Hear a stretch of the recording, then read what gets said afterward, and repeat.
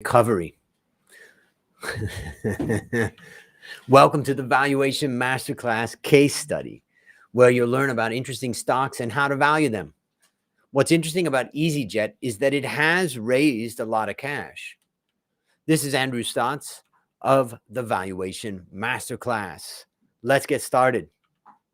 Remember, this video is for learning purposes only. This is not investment advice or a recommendation. EasyJet is the company we're looking at today. It's Europe's second largest low-cost airline, operating in more than 30 countries. The question is EasyJet's cash injection enough to fund a tough recovery? There's three things to know about this company. First, cash injection to avert another takeover attempt. Rival price cutting puts strong pressure on margins. And one-stop solution provides scalable synergies. What are some of the key statistics? Well, first of all, there's 23 analysts covering the company. The company is trading at a price of 730 Great British pounds. I think that's what that is, yeah. And the market sees an upside of 15% as a buy. Price to book is about 1.8 times. I don't look at price to earnings right now because earnings have been negative in the past. And dividend yield is zero. It's been suspended over the past 2 years. Of course, you wouldn't want to issue a dividend when you're raising capital. That's like bringing in money from your shareholders and then paying it back out to them. My estimate is about $6.79 for a fair value, which is an upside of 7%. So it's about a hold at this point. So what's the sales of this company? Well, the revenue breakdown is 69% passengers, and then 31% is coming from add-on services. Well, cancellation fees is one of them, holiday packages, etc., baggage, things like that. And the breakdown is Southern Europe, 43%, United Kingdom, 28%, and Northern Europe, 28%. Now, price remains bearish, but volume's not bad. Since the second half of 2021, EasyJet faced a severe decline of 33% in its share price. The 50-day moving average line is far below the 200-day moving average line, which provides a clear bearish signal. So also the RSI, relative strength index, has recently been falling towards the 50% line, which, if it continues, could be a bearish signal. In other words, we've had a little bit of a run-up recently, but it seems like it's losing some of its steam. So what's the story? Cash injection to avert another takeover attempt. Let's just look at Europe's three largest low-cost airlines. First, there's Ryanair, which has a market cap of 15 billion Great British pounds. In 2019, they had about 152 million passengers. And EasyJet, which you can see has a market cap of about 4.8 Great British pounds and 97 million passengers in 2019. And then there's Wizz, which has a market cap of 4.6, so right behind EasyJet, and passengers of 39 million. So in other words, they're getting a lot more revenue out of fewer passengers. So the Hungarian low-cost airline Wizz Air submitted a takeover bid, which has been rejected by EasyJet's board. The offer tried to exploit EasyJet's discounted share price. Instead, EasyJet decided in September of 2021 to issue a 1.2 billion British pounds equity rights or equity issue through a rights offering. 93% of shareholders accepted the offer, leading to a 107% increase in paid-up capital. Now, what are the benefits of rights offerings versus public issuance of new shares?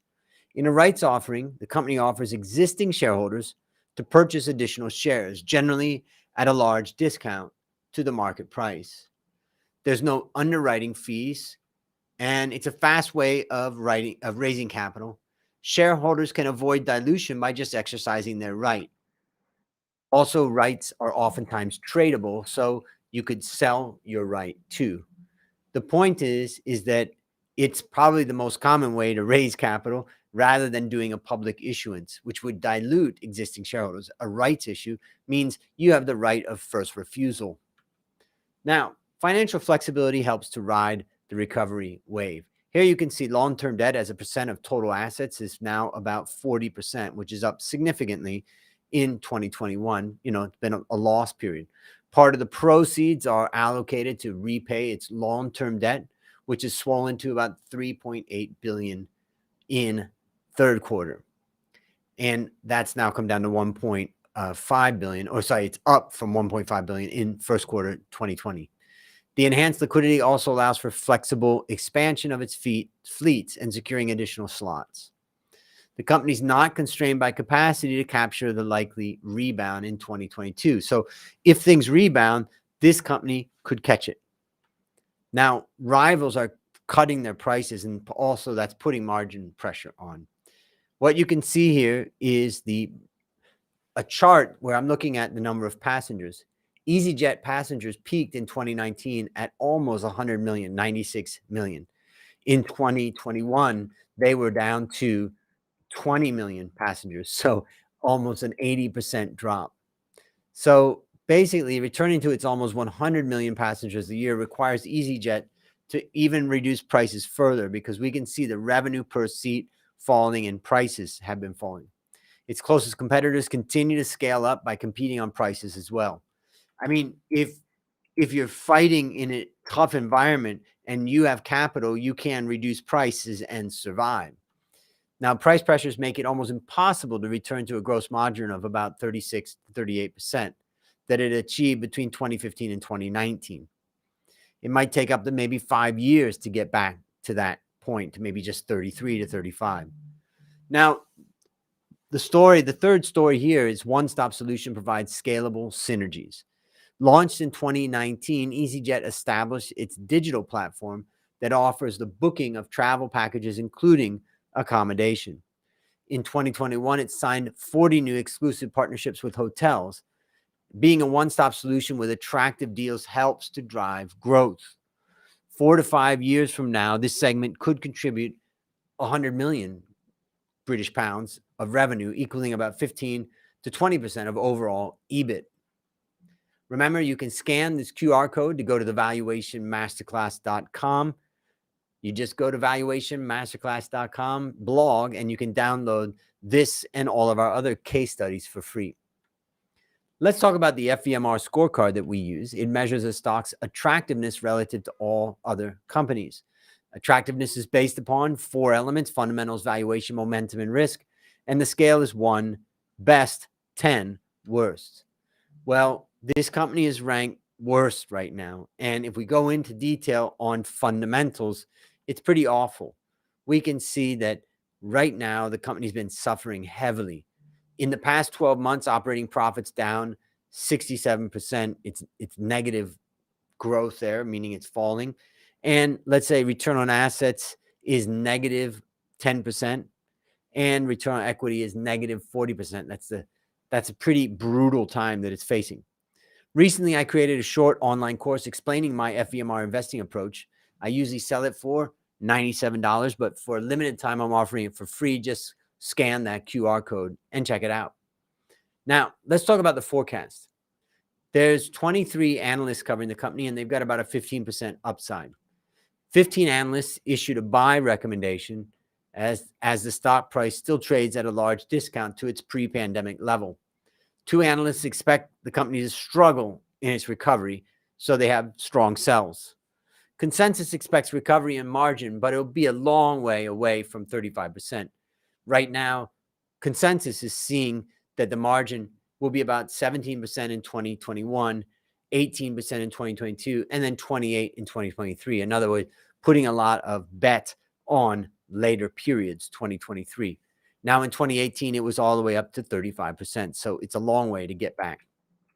Let's look at the P&L for a moment. Net profit could return positive in 2022 after facing 2 years of losses. But even then, the positive is just 46 million pounds.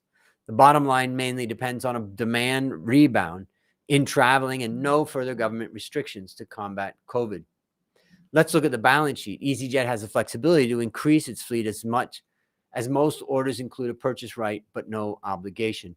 There's a large amount of net fixed assets, but also a large amount of cash.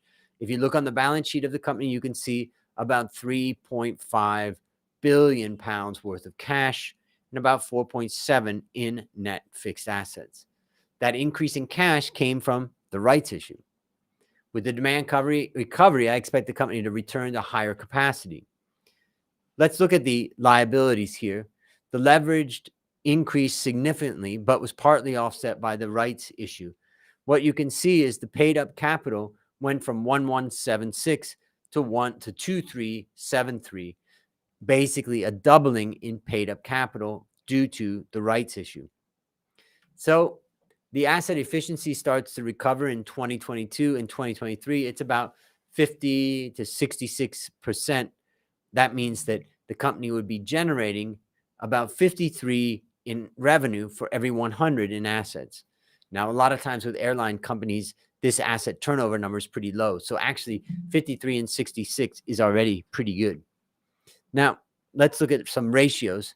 Declining leverage as part of the rights offering proceeds are used to repay debt. In fact, net debt to equity is down to 0.4. That's pretty low, particularly for an airline. So what about the valuation? What's the potential? What's the long-term share price potential? Could this company's share price massively increase? Let's first look at price. Well, I'd say the potential is weak. It's pursuing a low-cost strategy in a low-cost market. Quantity, well, that's pretty good. You could get a fast rebound of passengers. So there's opportunity there, and particularly over the long term. Cost of goods and services, well, positive surprises in margin are possible, but it's difficult to realize. It's going to take a while to get the gross margin back up. And operating expenses, the past cost-cutting measures are already peaking. So what we can see is pretty weak opportunity there. So EPS growth might appear massive, but mainly it's due to a rebound effect. So do I think that this company has a long-term potential to be up by 5 times, let's say? Probably unlikely based upon earnings. How about price? Well, when a company is making a loss, we generally don't say that there's a PE. We don't say negative 10 times PE. So right now we'll say NA for PE. And PE and EPS growth are really distorted because of so much volatility. So maybe it's better to look at price to book. That's something that we can understand a little bit more. And it's relatively cheap at about 1.8 times price to book. But remember, you've got a lower ROE and there's a lot of risk there.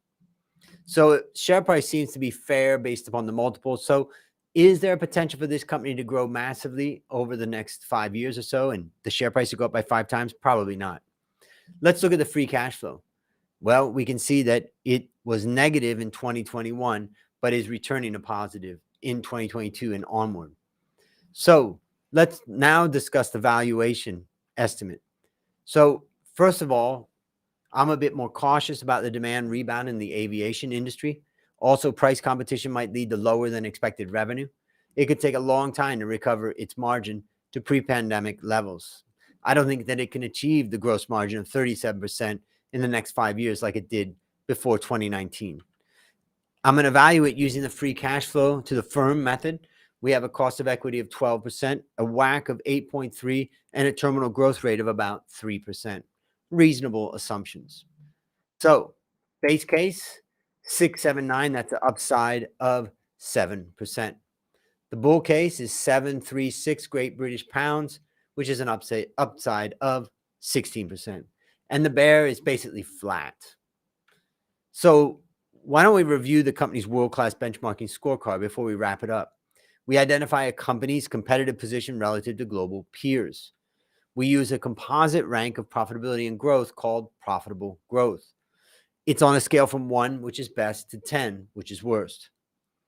Now, the company basically is ranked at 10, which means it's worst relative to 1,480 large industrial companies worldwide in 2020, as well as in the past 12 months. It's been a tough time.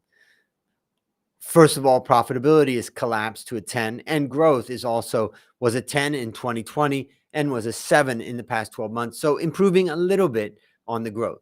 That's where I think there is some opportunity in both profitability and growth, but the profitability is not going to come back until the revenue growth really comes back. What are the risks? Well, the key risk is falling behind competitors in capturing the rebound. Price reductions by competitors and intensified competition for airport slots is a risk. Lower than expected demand rebound in the aviation industry is a risk, and adverse regulatory changes in environmental liabilities. So let's wrap it up.